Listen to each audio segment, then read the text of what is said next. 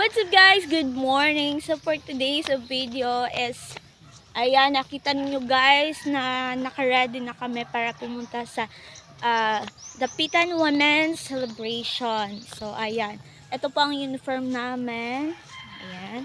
Tapos kasama ko si Range ba kasi hindi yan mawawala. Kasama yan palagi. Hi Rain! So, ayan, pupunta na kami doon sa may kalsada para maghintay sa aming sasakyan papuntang Dapitan City. So, see you later! Bye! So, ayan, nakasakay na kami sa aming service papuntang Dapitan City Cultural and Sports Center kung saan isi-celebrate ng Dapitan City ang National Women's Month. At ayan, nakababa na kami sa aming sinasakyan at papunta na kami sa loob ng Cultural Sports Center. Nakasama ko ang mga kababaihan ng Liyang Women's Organization. So, at ayan, may nakita ko sa unahan na may float. Ayan, ito po ay gagamitin nila sa parade dahil every unit may sariling mga float. Kaya ang Dapitan City ay may limang unit. So, kami ay belong sa Unit 3. And then, hindi na kami sasama doon. At diretso na kami dito at hihintayin na lang namin na matapos ang kanilang float parade para makapagsimula sila sa kanilang programa for today's video.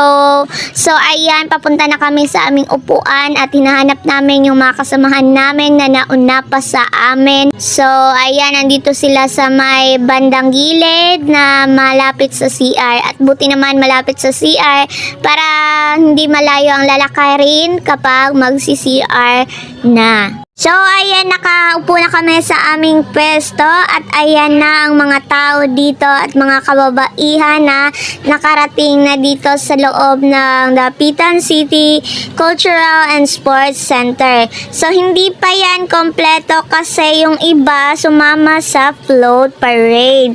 So, kami, hindi na kami sumama kasi sobrang init at ayan na nga, biglang nagkagulo dito sa aming pwesto dahil para andito si Madam Pilingera dumaan sa aming pwesto. Kaya pala ang busy nilang mag-picture-picture. Kaya hindi rin ako nagpapahuli at nagpapicture din ako kay Madam. Dahil ngayon lang ako magkakaroon ng chance para makapag-picture na sa kanya sa haba-haba ng panahon. Ang bait talaga ni Madam Konsihal ng kanilang barangay si Madam Miss Pilingera. Minsan lang to, Madam, kaya pagpasensyahan nyo na kami. Deserve mo ang madaming fans. At ayan na nga, nagsisimula na ang programa ng Women's Day Celebration dito sa Dapitan City. At nakikita nyo guys ang intermission number. So ayan, napakadami namin dito sa loob ng cultural. At ayan po ang kababaihan ng Dapitan City. Dahil ang Dapitan City ay may 50 barangays. Kaya ayan, sobrang dami namin dito. Pero hindi pa yan lahat-lahat ng kababaihan dito sa Dapitan City na nakapag-attend dahil limited lang po every barangay na makapag-attend na mga women's.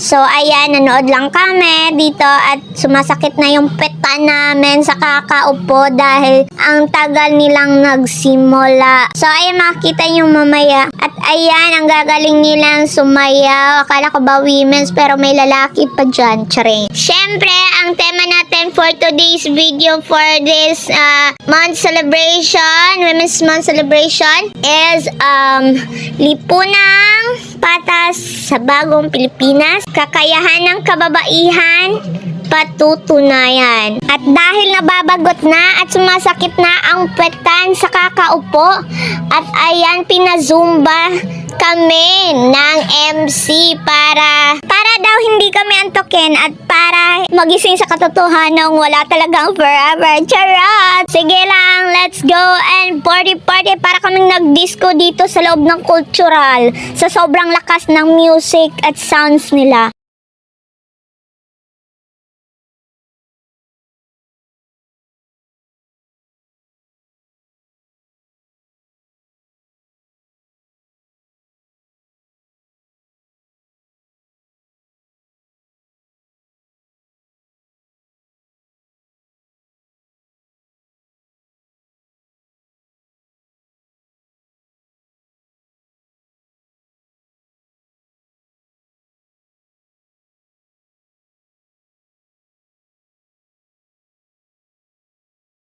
At pagkatapos ng indakan sayawan, syempre kumain kami ng aming lunch at after nun, eto sinisimulan na ang search for ginang ng dapitan. Kung kaya ng mga dalaga, kaya rin ng mga mama. So ayan, kung titignan natin, para talaga silang mga dalaga. Pero wag ka, mga mama na yan, may mga anak na yan.